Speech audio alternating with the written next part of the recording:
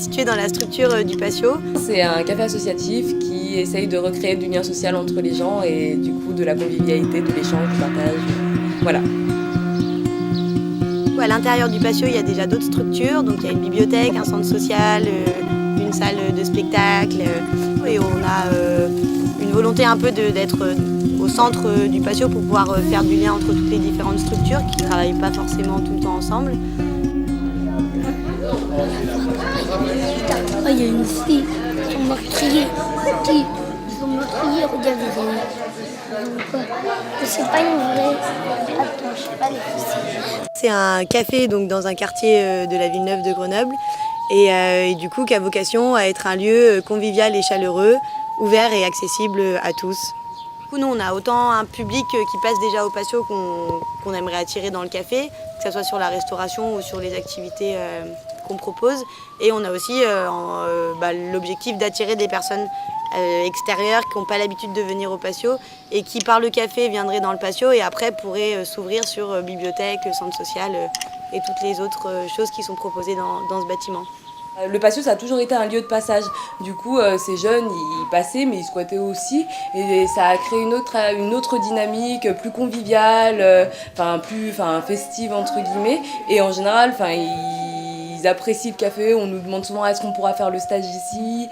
On a créé une espèce de lien d'affection avec eux. On a deux sortes d'activités. On a les activités ateliers. Donc là, c'est vraiment la création par les habitants. Du coup, il y a le côté atelier récup. Parce qu'on veut sensibiliser autour de cette problématique-là, du développement durable, de la valorisation des produits, des objets, se dire que tout objet peut avoir une seconde vie. Et on aimerait aussi que la récup, on puisse l'impliquer dans la déco du café pour que ça soit un lieu qui évolue avec ce que créent les habitants. Et après, il y a aussi les soirées culturelles qu'on fait. Donc c'est le vendredi soir. Et on fait une soirée culturelle en alternance avec une soirée ludique. Maman, tu me prends un coca? Non, on va boire une canette pour 3. On a vraiment envie de pouvoir impliquer les habitants. Et du coup, la forme associative, elle permet de les impliquer. Et on sera sûr que le café aura bien marché quand on aura des habitants qui seront moteurs dans les décisions et dans les orientations à prendre pour les années à venir du café. Un immense nuage de fumée jaune qui se forme, un visage dedans qui lui dit « Je suis le génie des sables, et puisque tu m'as délivré, tu as le droit à 3 vœux. » La force de Baratin, c'est que il y avait une attente sur ce café. Du coup, on arrive... nous, on est autant motivés par le fait de se dire qu'il y a des gens qui ont vraiment envie de ce lieu. Et du coup, c'est pas juste nous, notre envie un peu égoïste de faire tout un projet et de voir si ça marche ou pas.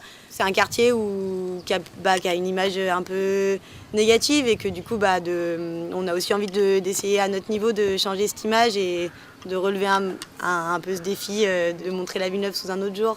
Et finalement, ce qui a alimenté notre volonté de venir ici, c'était tout le volet social qui s'ajoutait au projet. Donc vraiment, redynamiser le quartier et recréer du lien, c'était important pour nous parce qu'il n'y avait plus rien à la Villeneuve depuis... le dernier café, il a fermé en juillet dernier. Et c'est vrai que les gens n'ont plus de lieu pour échanger.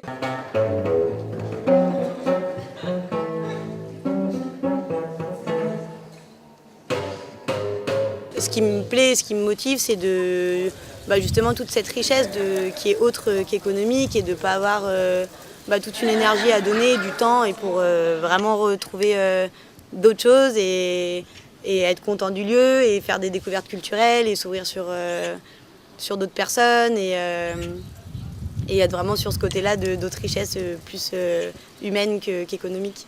Ce qui me passionne, déjà, c'est d'avoir monté un projet de A à Z. C'était un vrai challenge à relever. On sort, nous, d'un master création d'entreprise et se dire que voilà, on a appliqué ce qu'on savait. Et au final, il y a plein de surprises. Quand on a la motivation et quand on se lance, il y a plein de choses. Si on n'est pas dedans, on a l'impression que c'est énorme et qu'on ne pourra jamais y arriver. Et en fait, quand on prend les choses petit à petit, c'est jamais des choses trop compliquées si elles sont pas non plus totalement trop utopiques ou trop pas assez réelles au niveau sur des plans plus économiques, etc. Et justement, je pense qu'on a une capacité, une énergie à donner parce qu'on est au tout début de notre vie et qu'il y a encore... qu'on ne sait pas dans quel sens ça va, du coup tout est ouvert et il faut en profiter pour se lancer jeune dans des projets comme ça qui sont des grands projets qu'on ne fera peut-être pas 50 fois dans notre vie.